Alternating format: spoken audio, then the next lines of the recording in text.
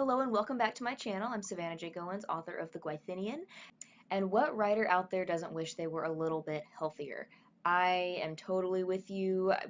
We sit a lot. We're very busy. It's hard to get all the words in and everything else. It's hard to fit a workout in with all that.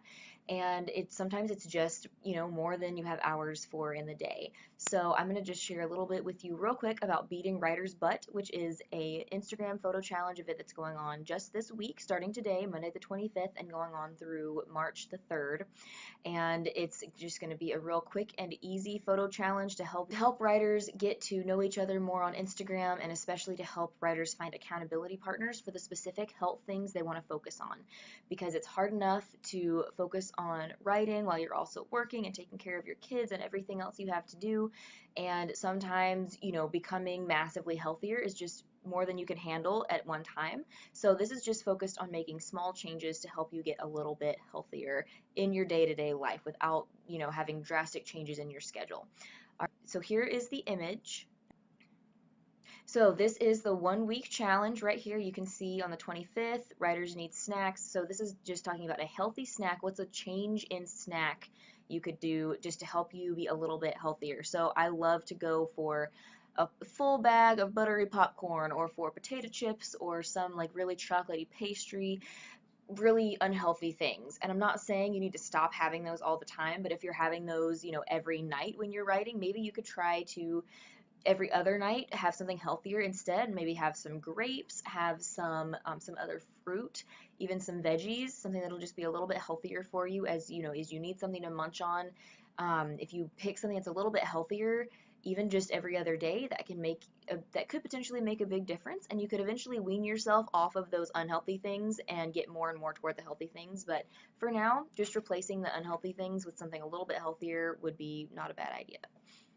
And for the 26th, writers are busy, so this is about what is one quick workout you could start doing. So we went over this on Holly's Instagram channel at Write Holly Davis, and if you check her stories on Monday the 25th before like 3 o'clock, it'll still be up. And you can also find it in our Facebook group, Beating Writer's Butt. That's also linked below. And so Holly's a physical therapist, and she showed me and at Write Heather Venkat how to do some stretches and some exercises that are really good for writers because of the sitting and slouching and typing and all that we do. So that's a really great resource to check out.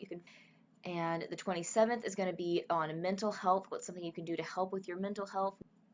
So please share your ideas with us for that, for what you're going to do to try to help your mind be a little bit healthier. And the 28th, writers need fuel. So what's a tasty drink you can have? Something that you could do that might help you with this would be to maybe add less cream and sugar, or even cut out the cream and sugar from your coffee. I did this a few years ago, and I drink black coffee every day, and I used to be the frou-frouest coffee drinker ever. So it's definitely possible to transition and wean yourself off the sugar and the creamer, and that can potentially help a lot, especially if you're drinking several cups of coffee a day. That could potentially help you avoid gaining several pounds a year, actually. And for the first, writers need to have fun. So what is a quick, fun activity you could do to get yourself moving in between writing sessions? So this could be something like doing a couple of quick push-ups, like 5 push-ups or 5 crunches, or just something really quick and easy. You can find a lot of yoga videos on YouTube. Maybe try doing one of those. This just will help you stay awake. If you're having trouble staying awake, it'll wake you up, it'll warm you up if you're cold, and it will help you just get moving and not be constantly sedentary for hours on end. And because we are sitting so much and so sedentary, March 2nd is about a small change in posture you could make. So even right now in this video, I'm kind of slouching forward because I'm cold. I'm always cold. And it also is just more comfortable to slouch. But it's really not healthy for your back. And something that is better is to kind of sit more straight and have your shoulders back. So something you could do for this is actually to set a timer on your phone to go off like every 15 minutes or something like that, just to remind you to sit straight up. Because even if you start sitting straight up, you're probably going to forget and start slouching again, just out of habit. So setting a timer to remind yourself to straighten up could be a really good idea.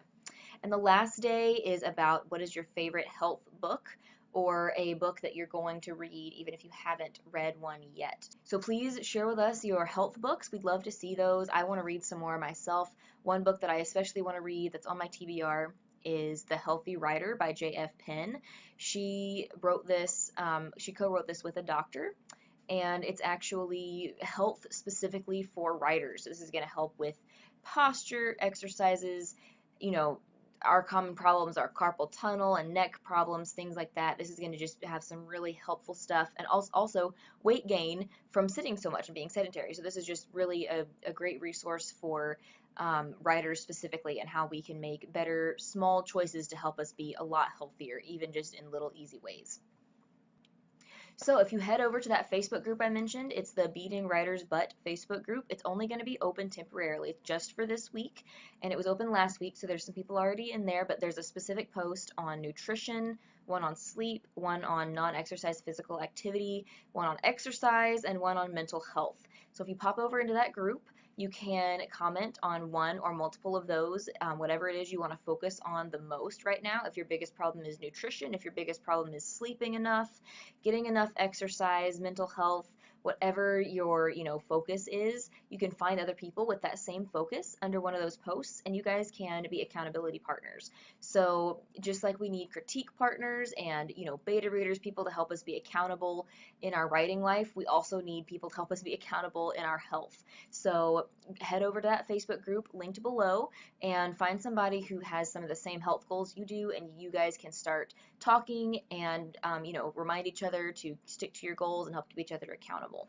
So please give this video a thumbs up to support my channel. I hope you'll find this very helpful. Please tell me in the comments about some things you want to do to help with this. Your ideas for how you could eat a little bit healthier with your snacking, or how you could make your coffee or tea a little bit healthier, maybe even substituting a healthier drink. Whatever your health goals are, share those with me below. I'd love to hear about them. Also, my co-creators on this, Holly Davis and Heather Venkat.